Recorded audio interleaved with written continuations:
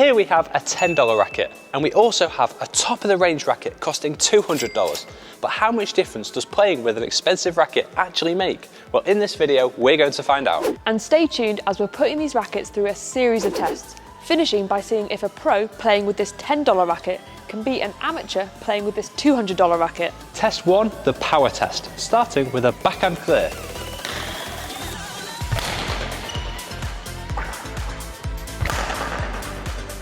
Oh, felt good.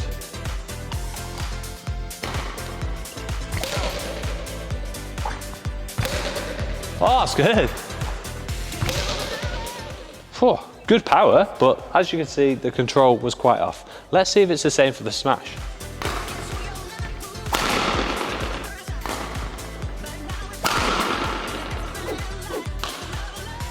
Ah! In the net again. Well, I was not expecting that. I think it's because this racket just doesn't create any whip, so I'm going to have to alter my technique to make sure they go over the net. Let's have 3 more go and see how I do. Just aimed higher. So I managed to get them over, but not always where I wanted them to go, and definitely not with as much power. I'm not actually sure I'm going to win a match with this $10 racket. Okay, let's move on to the accuracy test.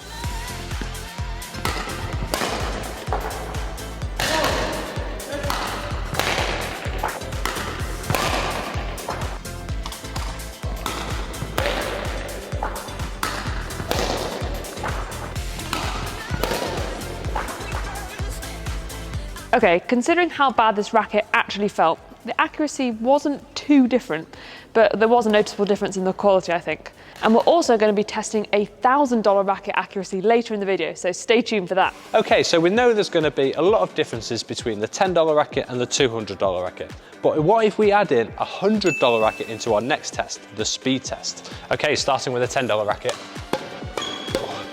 Oh, that's okay. I feel like I can't do it forever though. $100 racket. Oh, tighter strings. So much better. $200 racket. Ah. Oh.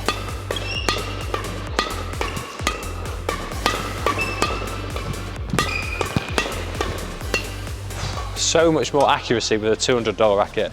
The $100 racket was good and had lots of whip, but for me it was a little bit too flexible.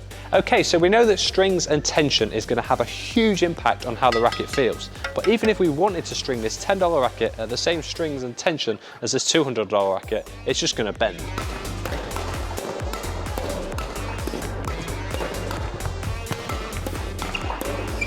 Okay, that did not feel great at all.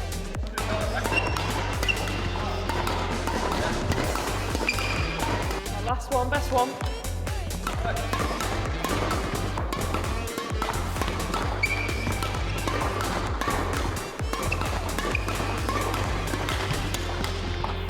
Okay, they both definitely felt a lot better than the $10 racket. And this $100 racket is probably going to be better for some people as it's more flexible.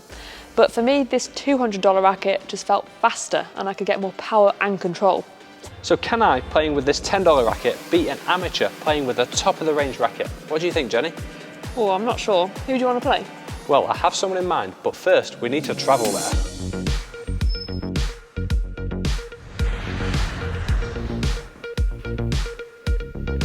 So here we have Hendrik, who works in the Victor headquarters here in Germany. So how often do you play badminton? I play badminton twice a week. A true amateur. Thank you. What racket do you use? I use the Victor racket, but the old one, not the second version. Yeah, and to start the first game to 11 points, I'm going to use the thruster F. I'm going to play a half-court singles, and then I'm going to go on to the $10 racket. Let's go. Oh, this is the real difference between an amateur and a pro's warm-up already.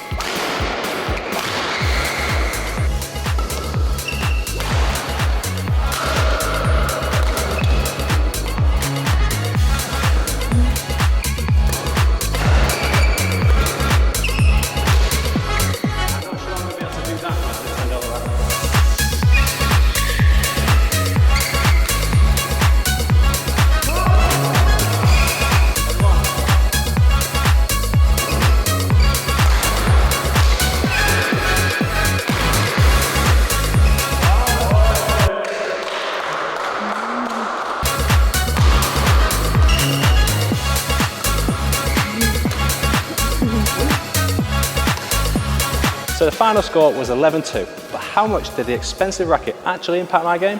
Well, I'm going to switch to the $10 racket and let's find out.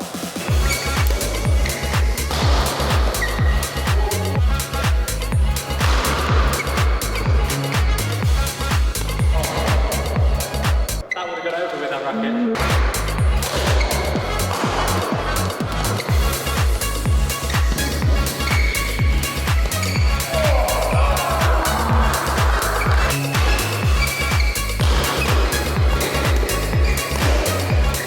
Henry, you need to play him in the flat.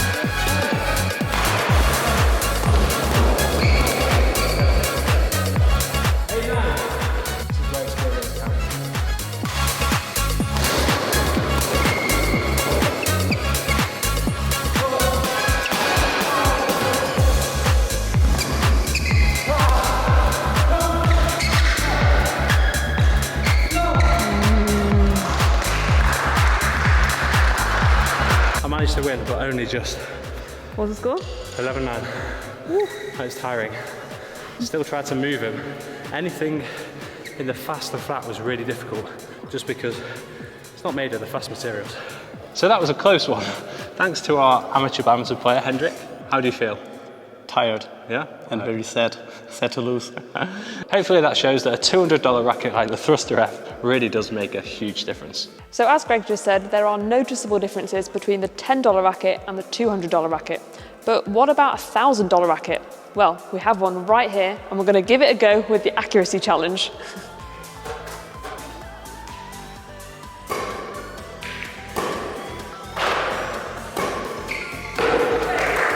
Pretty good. And now for the $1,000 racket. Ah! Yeah! What a shot. Okay, this one's almost impossible to use. Wouldn't recommend this one. Okay, that was a lot of fun. Back to England.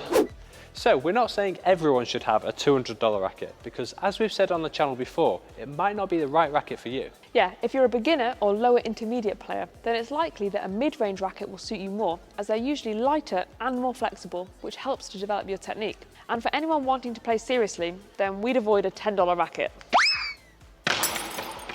And that's it for this video. We hope you've enjoyed it, and we'll see you on another one very soon. Bye. Next accuracy challenge, the $10 racket versus the $200 racket. Let's see who can knock their tubes over first. Ready? Yeah. Go. Oh, good start. Woo! 2 out of 2.